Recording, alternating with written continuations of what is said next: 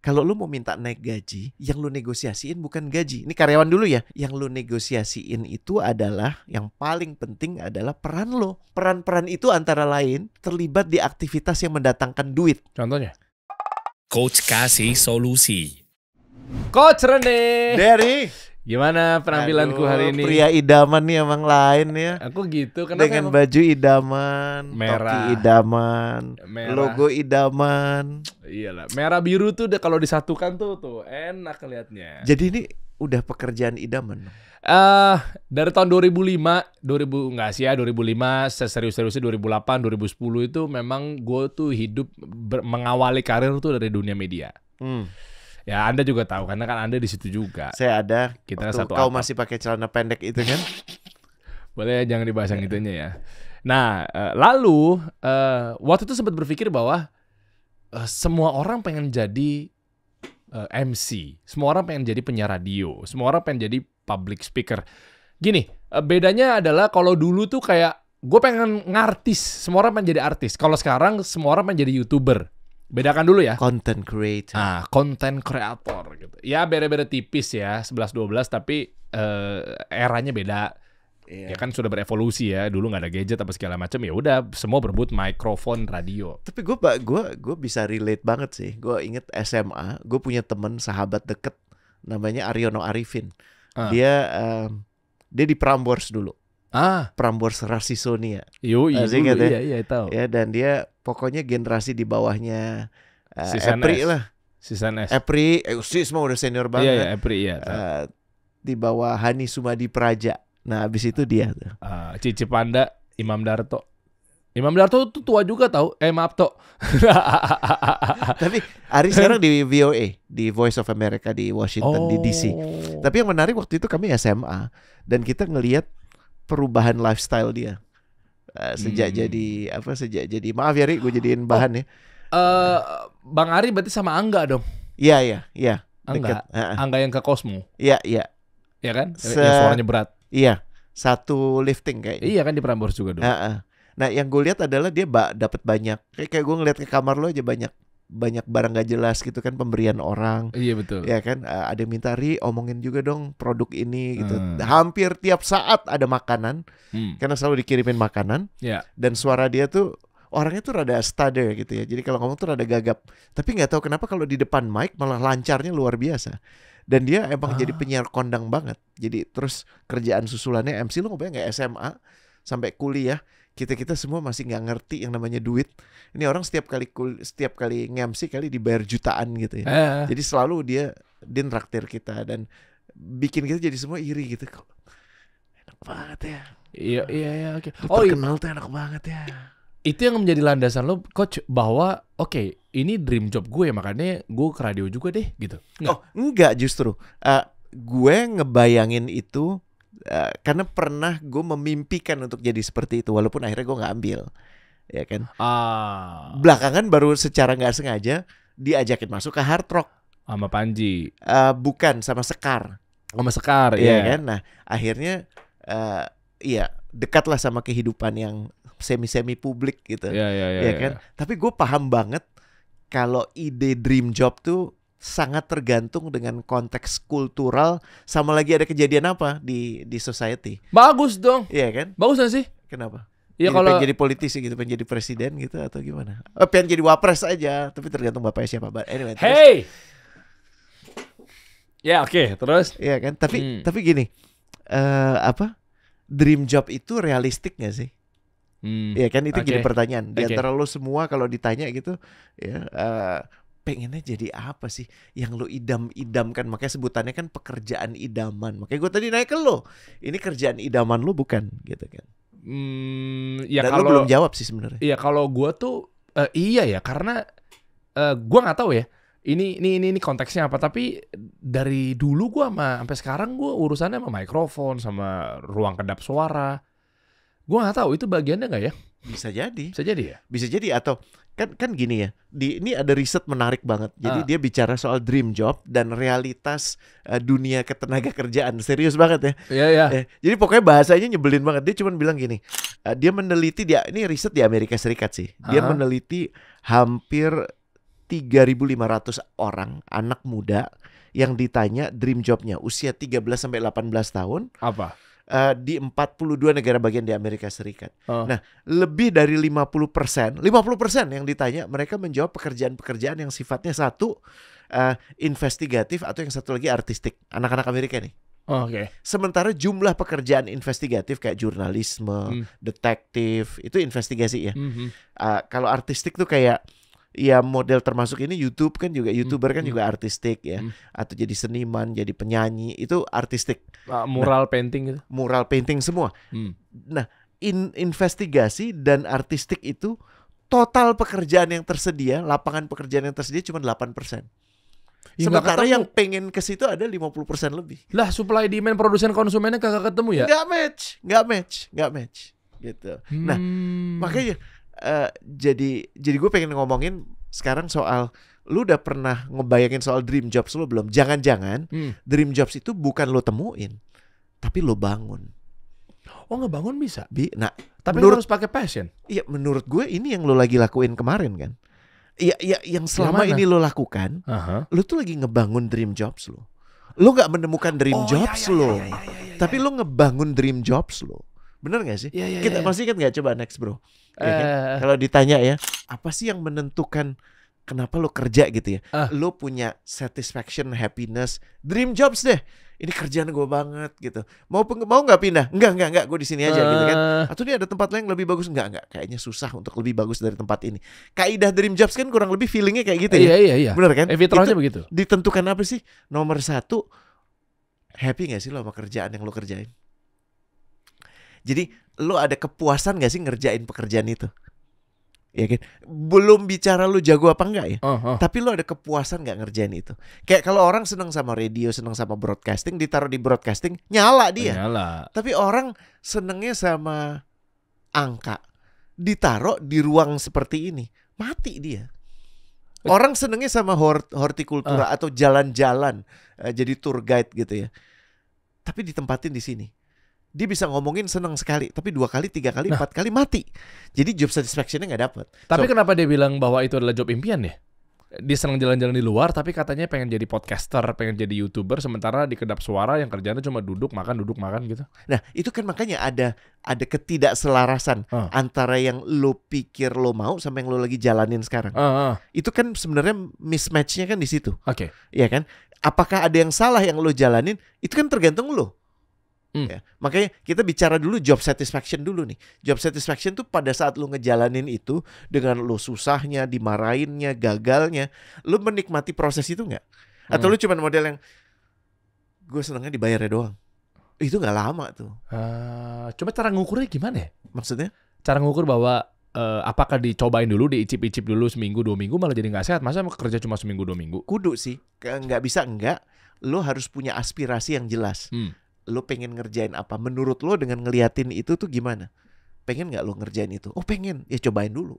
Jadi emang ada prosesnya ya. Yang pertama itu lo harus banyak observasi ya, banyak mengamati. Jadi kata kunci pertama tuh observasi dulu ya. Terus abis observasi lo mesti experience. Jadi abis amati lo mesti alami. Ya kan? Kayak lo kan, gue tanya dulu deh, bisa jadi di broadcasting, colekan pertamanya apa? Coba refleksi dikit. Wah, apa ya dulu ya, lupa lagi. Kan lu tadi penyanyi, betul kan? Pemain bandnya, gue gak nyanyi, nyanyinya masih Widi. Terus abis itu apa? Iya langsung siaran. Iya, jembatannya apa? Gue inget-inget dulu, lupa lagi gue. Kenapa waktu itu ya? Kampus, ada nggak lo keinginan untuk jadi broadcaster? Iya, jadi gue 2007 gue lulus SMA. Right. Kan nggak beda jauh kita kan lulusnya kan. 2007 juga gitu loh. Ya kan. Nah, abadnya aja yang beda. Gue 1907. Iya. 2007 gue lulus SMA. Budi Utomo, ya Allah. Oh iya benar. Budut 1927 ya? 1908 ya? Terus. Jadi 2007 gue lulus SMA 82. Abis itu gue 2007 juga gue masuk London School. Setahun gue. Kenapa?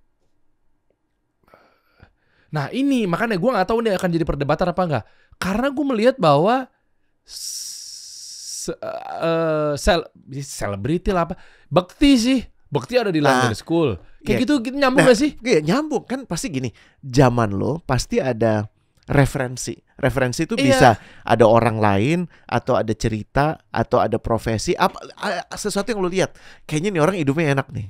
Itu bener, jadi kan? Gue lihat di London School itu potretnya tuh kampus yang enak hidupnya kalau udah di sana, fleksibel, fun gitu. Kayak misalnya gue ngelihat potretnya di situ waktu itu gue ngomong kakak tingkat ya.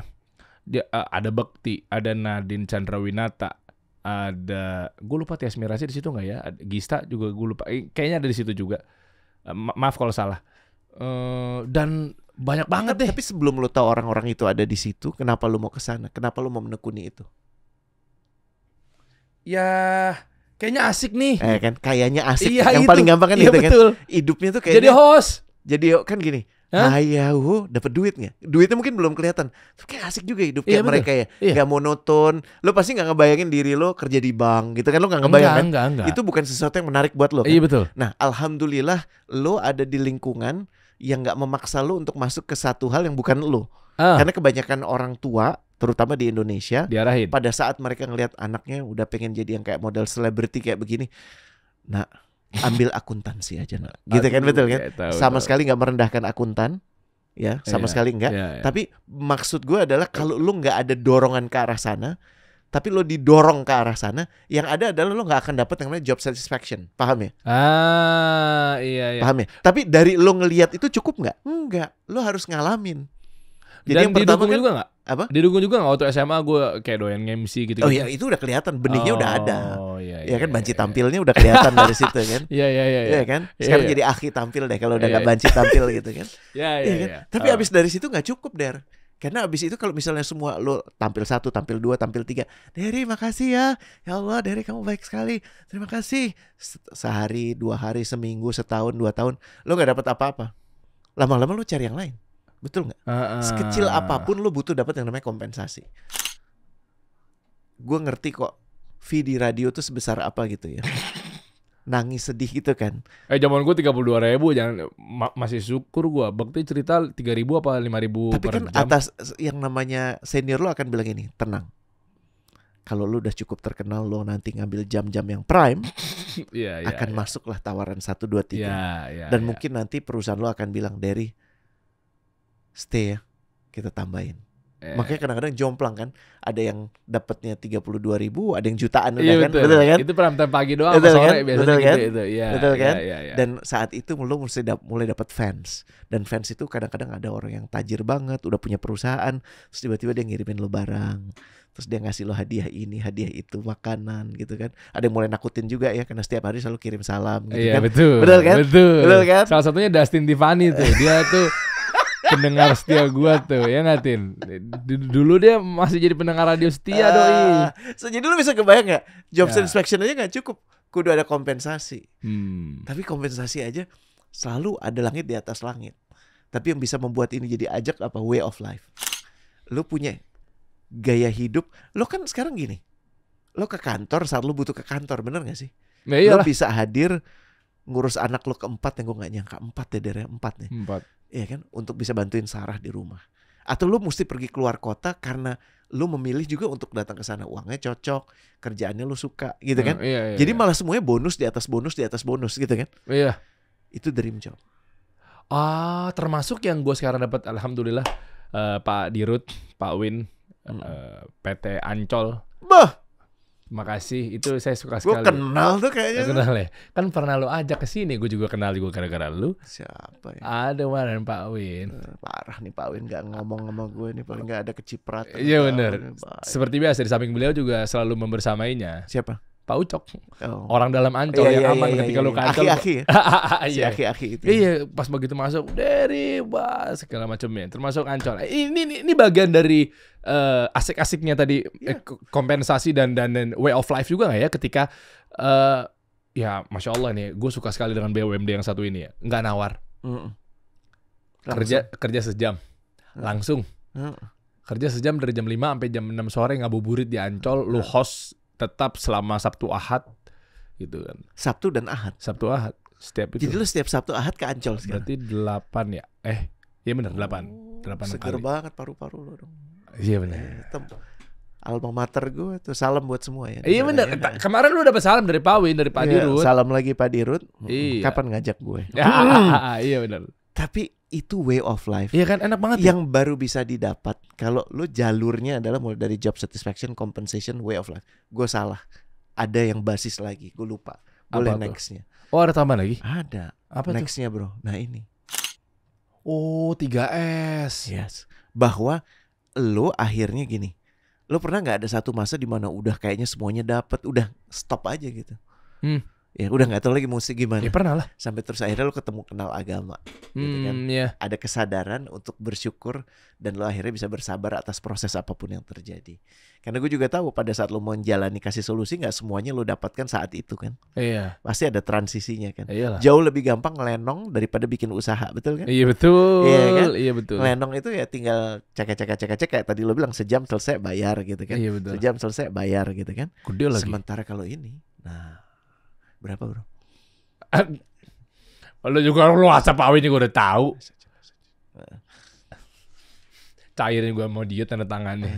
Langsung kan? Langsung, Masya Allah. Jadi dream job itu ternyata bukan dicari saja, tapi dibangun. Dibangun ini insightnya oke loh. Gue pikir tadi memang ya udah gue pengen jadi YouTuber, gue pengen jadi ini apa segala macam ya. Tapi oke, efeknya deh. Kita coba lompat deh ke efek buruknya apa, coach? Maksudnya efek sampingnya ketika kalau apa? Lo nyari. Jelas. Karena gini, pada saat lo ngelihat ada bekti, lo terinspirasi oleh yang lain, lo dipenuhi oleh asumsi bahwa pada saat lo gabung, lo harus langsung seperti itu. Karena yang namanya bekti, yang namanya Panji, yang namanya Iwet, yang namanya semua itu kan melalui proses. Betul nggak? Iya. Betul nggak? Nggak otomatis. Yang kita lihat tuh seringkali yang baik-baiknya aja, yang enak-enaknya aja. Tapi proses di belakang itu, gimana lo disalah-salahin melulu setiap kali habis siaran, betul nggak? Oh, orang pertama yang menyalahkan saya adalah ada 2 orang sih. Yang pertama adalah seorang yang bernama Iksan Akbar dan yang kedua Melanie Ricardo. Nah, itu dua kan. Itu yang saya lagi siaran bejek-bejek gitu kan? Oh, Iksi gedor-gedor kaca lagi kan? siaran ngomong apa lo barusan, bro? Salah, Iya kan? Sangat merasakan saya. Iya kan? Terus pas lo mulai ketemu Pak Bi, gimana kayak lo bego banget, nggak ada yang lo ngerti gitu kan? Iya betul. Iya kan? Iya, betul. Periode itu nggak akan bisa terjadi dengan baik ya kalau lo nggak bangun. Jadi bangun tuh gimana? Nomor 1 basisnya adalah dimanapun lo sekarang, lo mesti belajar dulu bersyukur. Karena kalau lo nggak bersyukur atas lo dimanapun sekarang, lo akan susah untuk ngebangun itu jadi dream job lo. Kan gini, kalau yang lo tuh mudah karena orang ngelihat semua, tapi banyak yang prosesnya nggak tampak, bener nggak? Banyak lah. Contoh CFO di perusahaan mana, kan hidup dia nggak glamor lo lah bahasanya, nggak sebanyak, nggak se-visible lo dengan pemunculan lo di mana, kan dia nggak kan, dia day 1, day 2, day 3, year 1, year 2, year 3 gitu kan, lebih nggak kelihatan dan tidak bisa diabadikan dalam momen-momen yang mudah dipakai oleh content creator, tapi mereka tetap ada di situ. Nah itu yang membedakan kalau kita cuma sekedar pengennya nyari, akhirnya kita masuk, bukan masuk, nggak enak, masuk, ya udah deh, nggak dapet, cabut lagi, gitu kan? Yang membedakan adalah lu punya komitmen pada saat lu pertama lu observasi, terus lu mengalami, lu stay dulu, sampai lu benar-benar bisa mengasah kemampuan lu, bisa jadi tajam, lebih baik lagi. Oh, itu ngebangun. Gitu. Oh, nggak ujung-ujungnya mau dapat duitnya doang. Nah itu yang jadi problem menurut gue. Oh iya, kayaknya enak ya jadi manajer di sini ya, kayaknya enak ya. Iya. Bangun ini ya, kayaknya enak ya kerja langsung di startup company ya. Kayak gitu-gitu kan? Kayak gitu-gitu. Jadi kayaknya fleksibel banget ya. Aduh, di sana kayaknya enak banget, langsung dapat duit gede. Nah itu hati-hati yang kayak gitu. Karena seringkali yang lu dapatkan justru opposite-nya, kebalikannya. Dan saat lu mendapatkan itu, lu langsung kapok. Lo langsung nggak mau lagi karena dia nggak ngebangun. Iya. Kan lo kita ngelihat orang surfing ya di pinggir pantai ya, di Bali atau di Hawaii gitu kan, lihat aja videonya, gampang banget kan. Ada ombak. Seru deh. Iya kan? Iya. Coba lo tanya dia berapa kali dia jatuh sebelum bisa jadi seperti itu. Tapi kalau ada yang ngomong gini gimana? Ya gajinya kecil lah coach. Kalau mulai dari awal lah. Gila lo. Masa lo ngasih tahu gue cuma paling UMR juga paling nggak nyampe. Balik ke sini. Masa harus begitu? Kecuali karir gue bisa beli rumahnya mah nanti dong, berarti pas sudah umur 60 tahun. Gimana nih coach? Rezeki ada di tangan Allah. Oh, oke. Itu nomor 1 dipegang. Iya. Ya. Nomor 2, ini riset. Kita pernah bahas juga soal duit waktu itu. Oke. Ya kan? Kalau orang yang kan market tuh bisa disurvei ya dari misalnya akuntan 3 tahun pengalaman kerja dan lu udah cukup pakar untuk tahu gaji-gaji orang kan, ya kan, atau general manager perusahaan besaran ini kan bisa diangkakan kan. Nah ini menarik nih, lo lihat deh, orang yang dibayar lebih dari rata-rata pasar 35%-nya orang-orang itu masih merasa di bawah rata-rata pasar. Oke. Ngebayang nggak? Jadi dia sebenarnya dapat lebih, ini kan survei ya, 100 orang gitu. Dia udah dapat lebih dari rata-rata pasar, tapi waktu 100 orang ditanya, ada aja 35 yang bilang, enggak, gue di bawah.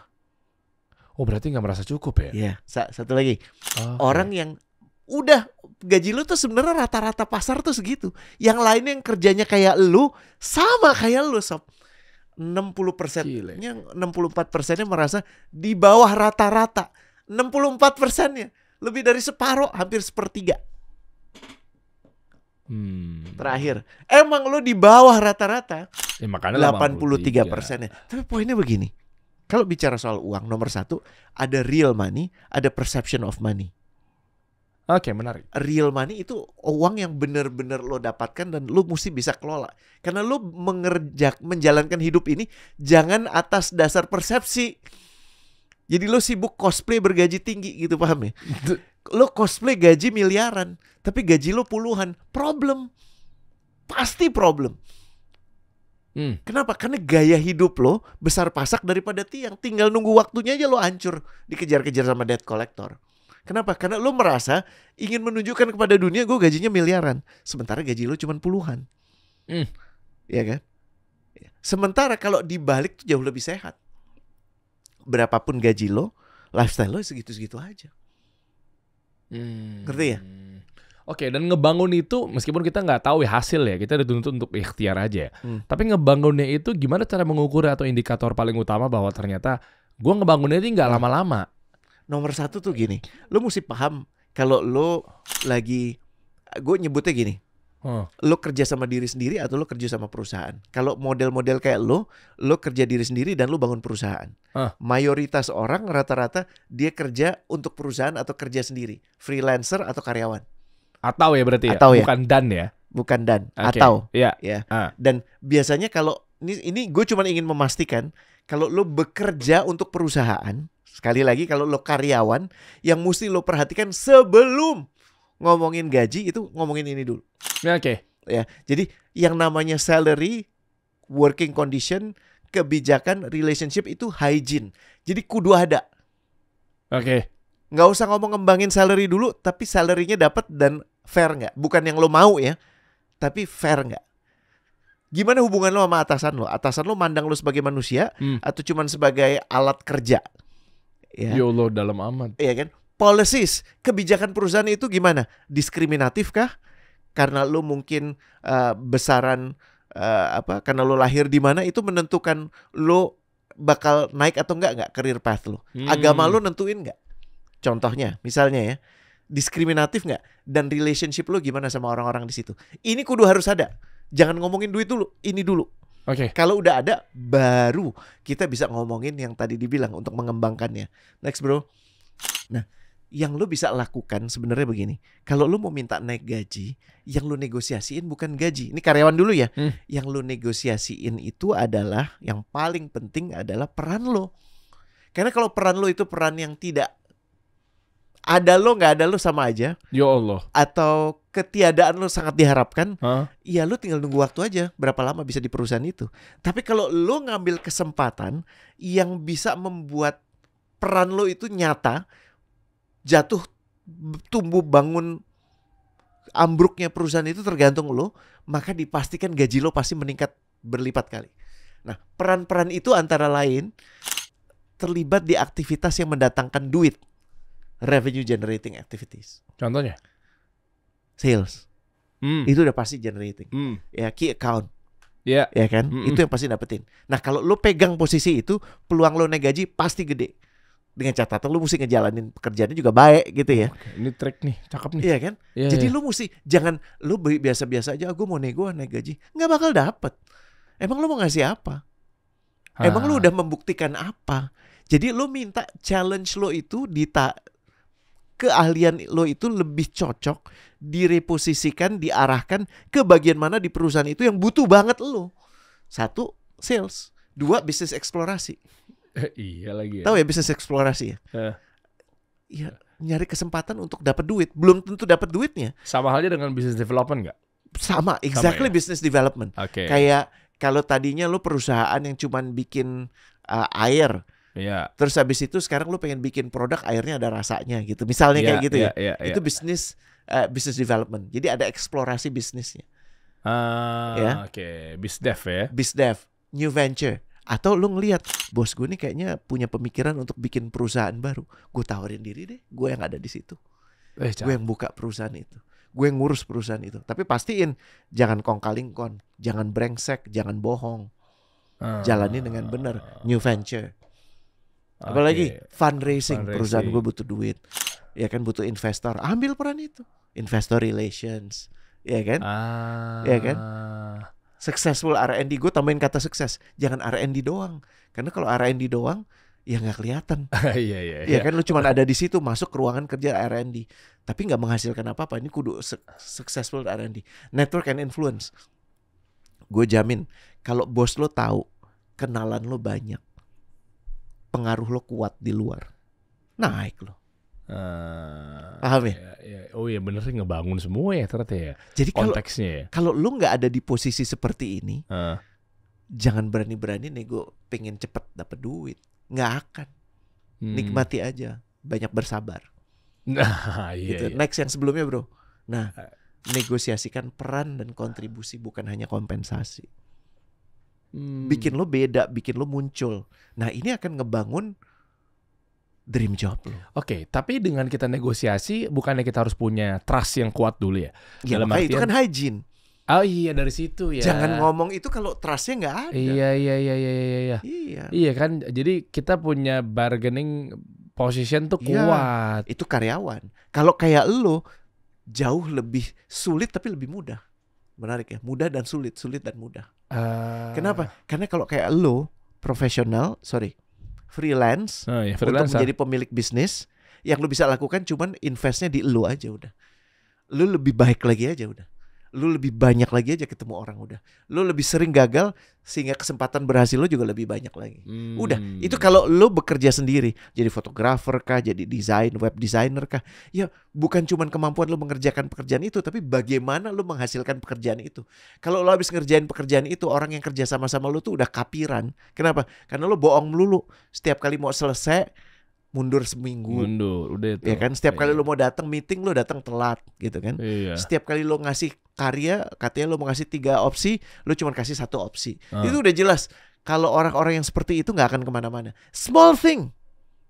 Masih ingat yang pernah kita undang di sini, desainer yang namanya Mirza itu? Nggak tahu. Iya kan? Itu bener-bener buat gue tuh menyenangkan sekali kerja bareng dia.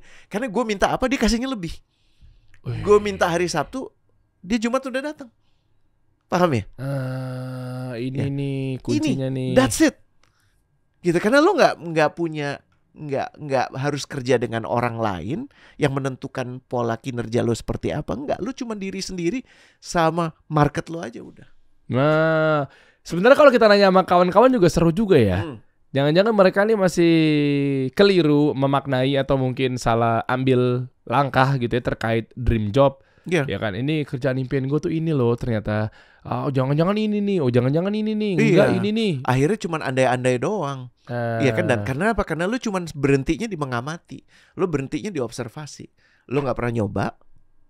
Ya, apalagi lu kemudian memastikan diri lu jadi lebih baik, lu nggak pernah ngasah. Oke, dan ini nyambung nggak sih, Coach, ketika kita coba cocok logikan ke orang yang baru lulus dari Universitas Indonesia, dia pengen kerja impiannya bahwa tenang aja gue pasti bisa dibayar gaji mahal nih, kan gue lulusan UI. 8 juta. Iya betul. Nah itu problemnya. Iya kan, dia bahkan cuman kalau balik ke sana bro, ke yang segitiga itu tadi ya, yang tadi ya, dia cuman mikirin kompensasi doang. Jadi kompensasi itu kayak kalau segitiga ini lu cuma punya satu titik aja, belum jadi segitiga. Iya, ini mesti dilengkapi semuanya ternyata ya. Iya. Dan lu udah landasi itu dengan perasaan sadar, sabar dan bersyukur atau enggak. Gitu, kalau itu enggak ada repot. Oke, ada contoh-contoh lain mungkin di perusahaan-perusahaan yang memang karyawannya atau mungkin pemilik perusahaannya, cara membudayakan perusahaan ini berjalan berdasarkan memang diajarkan cara membangun, diajarkan cara membangun impian lah ya, bukan mencari impian. Nah poinnya itu kan, jangan-jangan ntar dari segi kultur nih bisa kita coba pelajari gitu ya. Akhirnya beneran nampak depan mata, karyawannya loyal, karyawannya gampang dipromosikan, ya kan, pemilik perusahaan juga jadinya lebih lancar jalannya.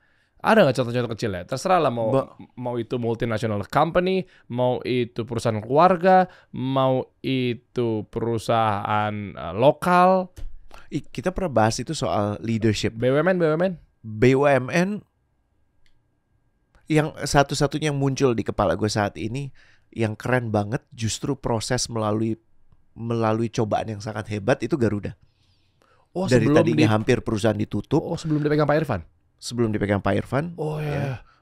Dan wakil presiden direkturnya juga ada yang jago banget urusan keuangan, ya Pak. Masya Allah. Sambil lo cari, anyway, dapat salam juga Coach dari sahabat saya kemarin. Gue diundang ke Angkasa Pura II, Vice President bagiannya apa ya, Corporation Transportation kalau nggak salah, Pak Tommy. Ini shout out buat Pak Tommy ini. Nah itu banyak cerita juga terkait appreciate buat Garuda yang bermanuver luar biasa sekarang nih, Masya Allah gitu ya. Coba ya, bisa kita buka nih. Apa lu mau cerita Pak Irfan nih atau Pak wakilnya Pak Irfan? Coba masuk deh, profil direksi masuk aja. Ya masuk situ. Pak Irfan itu ditemenin sama satu orang, dia wakil presiden direktur. Masuk aja bro. Udah klik. Udah ya. Ini lagi masuk dalam dan website-nya. Yang gokil itu adalah perusahaan ini punya trust level yang sangat rendah sebelumnya. Karena direksi yang sebelumnya kan bermasalah banget. Tahu. Ya kan, yang bawa Harley dan segala macam itu. Tahu. Dan harus diberesin. Kenapa? Karena bukan cuma direksi yang sebelumnya, itu yang sebelumnya itu benar-benar melakukan keputusan-keputusan bisnis yang nggak transparan. Oh ya? Yes. Yang mana? Yang Pak pokoknya ada lah ya. R. Dan, apa? Itu. Direksi Garuda aja tulisan. Nah, masuknya Pak Irfan itu membawa angin segar karena akhirnya mereka berhasil merenegosiasikan hutang-hutangnya kan, termasuk dengan lessor, dengan ini prosesnya bagus banget, ada bukunya bahkan. Ya lu bisa baca di situ. Tapi yang paling menarik bagaimana kemudian dia berusaha membentuk kultur baru. Jadi kemarin tuh gue sempat ngelihat ada Joyride, mereka direksinya itu jadi pramugaranya untuk orang-orang yang nggak pernah terbang sebelumnya. Nah, coba masuk, nggak bisa ya bro? Ini susunan komisaris dan direksi Garuda Indonesia. Iya, susunan aja nanti. Tuh. Yes. Salah satu direktur kayak baru wafat tuh. Ya kan? Oh ya, tadi beritanya. Tapi yang menarik adalah di Joyride itu, lu ngebayang nggak ada OB yang nggak kerja di Garuda tapi nggak pernah terbang? Hah? Terus diajak naik Garuda. Seru amat. Iya, lucu banget. Seru ya. Terus wakil ini. Pak Triawan Munaf, Pak Peter Gonta, ya, Bapak Elisa Lumban Toluan, Ibu Yeni. Ya itu diganti ya. Terus turun perombakan yang turun. Bro. Sempat ada Bu Yeni Wahid juga ya. Sempat dirombak ya. Susunannya ada, turun aja biar jelas. Yes. Nah ini. Nah Pak Prasetyo. Itu bekas mentornya Pak Irfan justru. Oh ya? Dan penariknya adalah mereka menurut gue orang-orang yang apa ya bahasanya, kita butuh yang leader yang nggak cuman mengambil kepemimpinan sebagai posisi, tapi ngurusin yang lain gitu. Dan di Joyride itu kalau nggak salah ntar lu bisa masuk ke YouTube deh, Garuda Indonesia Joyride gitu ya. Lu akan ngelihat gimana rasanya orang-orang yang udah begitu lama kerja di Garuda tapi nggak pernah terbang, dan akhirnya sekarang terbang, ditemenin, dilayanin oleh direksinya. Nih gue nggak dibayar sama sekali sama Garuda ya, cuman gue respect banget sama yang terjadi ini. Joyride Garuda Indonesia gitu aja coba. Spellingnya? Joyride, Joy, Ride, Ride. Narik deh, lo lihat deh. Forward dikit bro. Cepetin dikit. Sarah tuh mantan pramugari Garuda. Oh serius? Iya. Oh Masya Allah. Lo ketemu di mana? Istri gue di sosial media. Dan kayaknya kami pernah terbang, dan gue kayaknya ada satu kisah pernah godain dia. Anyway. Brengsek banget. Lihat nih. Nih orang-orang ini gak pernah terbang. Ih lucu banget sih. Ih seru. Housekeeping. Iya. Oh, lihat ya. Dapat diprioritasasi. Itu Pak Irfan. Itu Pak Irfan iya. OB. Maksudnya is a small gesture ya. Tapi hal kecil. Oh enggak, tapi ini hal kecil yang menurut gue signifikan banget, yang istimewa banget gitu. Itu Pak Prasetyo tadi. Oh yang tadi. Iya. Security. Itu Pak Jokowi? Oh bukan. Enggak mirip sekilas. Saya pikir Pak Jokowi. Kenapa sih? Enggak mirip aja. Gue pikir mirip tadi. Lo kebayang ya? Satu pesawat nih. Jadi kalau ditanya ya, gimana sih perusahaan yang lo mau ambil itu? Ya? Seru banget sih punya perusahaan kayak gini. Kita undang lah kapan-kapan ya kalau mereka boleh dong, kita kirim ya, undang Pak Irfan atau undang Pak Pras gitu ya. Iya. Untuk belajar bahwa proses ini mereka lakukan menurut gue dengan sangat baik, dan banyak perusahaan-perusahaan yang juga sebenarnya kayak gini gitu. Gue dapat cerita waktu itu sebelum Pak Irfan gabung ya. Keluarga gue tuh lumayan nggak banyak lah, tapi maksudnya ada beberapa yang di Garuda. Ya termasuk masa istri gue kan mantan pramugari Garuda. Om Hotma Siregar, Om adiknya, adik kandung ibu itu juga di bagian humas ya kalau nggak salah. Om Hotma, terus ada Rilo. Rilo itu pilot Garuda, Rilo Siregar. Nah, pilot Garuda. Ya, ini cerita aja ya, cerita dikit ya. Nggak maksud gimana-gimana, tapi justru malah inilah bentuk apresiasi buat Pak Irfan dan kawan-kawan. Pak Irfan gabung pas kapan? Pas krisis-krisisnya lagi perusahaan itu setelah hampir ditutup. COVID.